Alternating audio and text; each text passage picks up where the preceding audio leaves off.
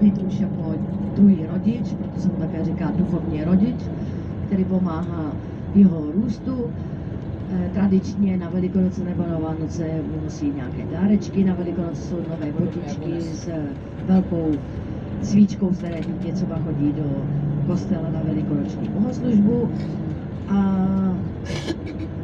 má vlastně na starosti celý takový ten rituál, i co se týká té peněžní stránky těch křtěn, tak většina spadá také na toho kmotra nebo kmotru.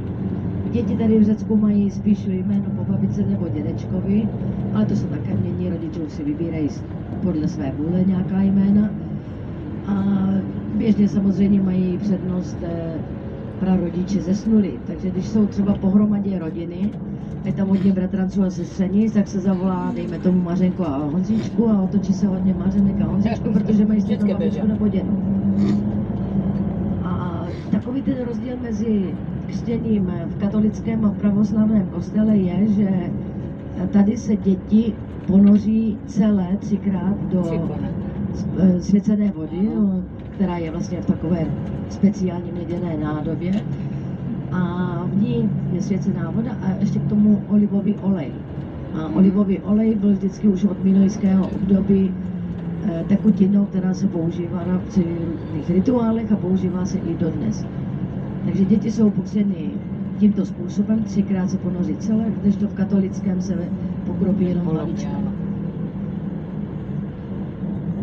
Tady nevím, jestli si všiml před chvilkou někdo koziček, oveček, my se tady doma páni, se tady pasou, uvidíme často.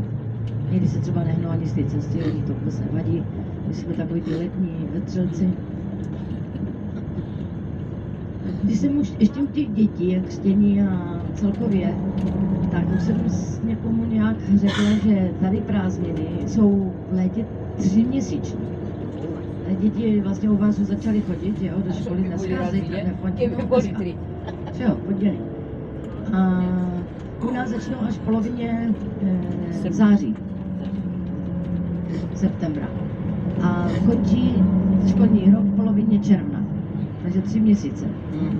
Ono se říká, že se to zkrátí o 2 týdny, už dlouho se tohle říká, nic se neděje a já si myslím, že se k tomu ani nedojde, protože já jsem zažila tady školu a my už jsme tam usínali. Jo, v tom vedru, zejména na začátku léta, tak jsme tam prostě stejně spali, klimatizace tam nebyly a stejně si nemyslím, že by byly ve všech školách, takže to stejně nemělo nějak cenu a teď jestli se změna globálně stane, a což vidíme, že asi jo, tak aby se to ještě neprodloužilo nakonec. A potom na Vánoce mají 2 týdny a na Velikonoce 2 týdny jsou prázdniny. A co se týká té docházky, tak povinná je 9letá, ta se skládá ze 6letého obecné školy a 3letého gymnázia. A dále potom je 3leté liceum technického nebo